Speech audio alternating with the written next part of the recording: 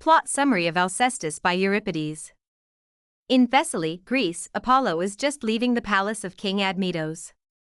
Apollo was enslaved there by Zeus as punishment for having killed the Cyclopes, in retaliation for Zeus killing Apollo's son.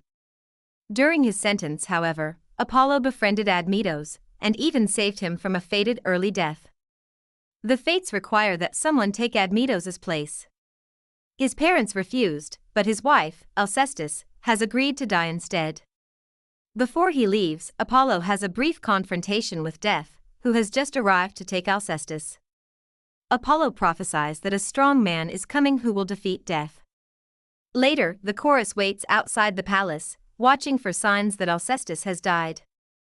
Alcestis's maid comes out, and together she and the chorus leader praise Alcestis's courage in the face of death. The maid predicts that Admetus won't understand his loss until it's too late, and then his life will be filled with bitterness. Soon, Admetus and Alcestis emerge from the palace with their children. Alcestis's life is rapidly fading. Though Admetus begs her to remain, Alcestis bids the household farewell, asks Admetus not to remarry, and commits the children to his care. Admetus not only promises to remain unmarried, but never to allow another woman into his house, and to refrain from all festivity for the rest of his life. Alcestis dies, and the servants carry her body away, followed by a grieving Admetus and their children. While the chorus sings in Alcestis's honor, Admetus's friend Heracles arrives for a visit, on his way to undertake mighty toil in Thrace. Seeing Admetus's mourning, Heracles wants to leave, but Admetus insists that he's mourning a stranger and forces Heracles to stay. Accordingly, Heracles makes himself comfortable in the palace's guest quarters. Admetus defends his action to the chorus leader, explaining that he doesn't want to be thought inhospitable. Before Alcestis's funeral, Admetus's father, Pheres, brings funeral gifts to honor his daughter-in-law. Admetus is furious, accusing his father of hypocrisy and disloyalty for refusing to die in Admetus's place. He disowns both his parents. In response, Pheres berates his son for arrogance and cowardice, telling him, "Do your own dying. I'll do mine." He storms out with his rejected gifts. During the funeral, a servant remains at the palace to tend to Heracles, whom he calls the worst damned/guest this house and I have ever seen. Soon Heracles staggers in, drunk. He gives a tipsy speech about the importance of accepting mortality and enjoying life while we can.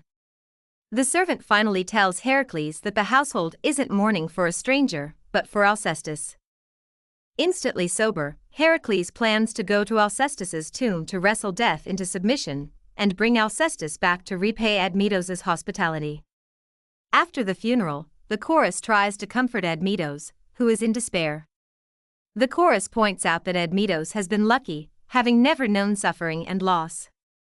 But everyone must humble themselves to submit to relentless necessity.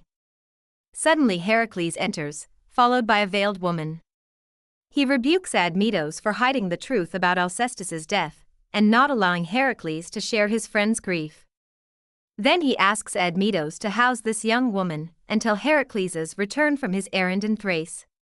Admetus, remembering his vow to his dying wife and noticing the woman's resemblance to her, tearfully refuses. Failing to gently persuade his friend, Heracles finally seizes Admetus's arm and joins his and the woman's hands. He also lifts the woman's veil, revealing Alcestis, whom he successfully wrestled back from death. Admetus finally believes what he is seeing and rejoices. Heracles returns to his labors, encouraging Admetus to treat your guests and those you love as they deserve. Admetus declares a Thanksgiving feast and tells his kingdom, "From this day forth we must remake our lives and make them better than they were before."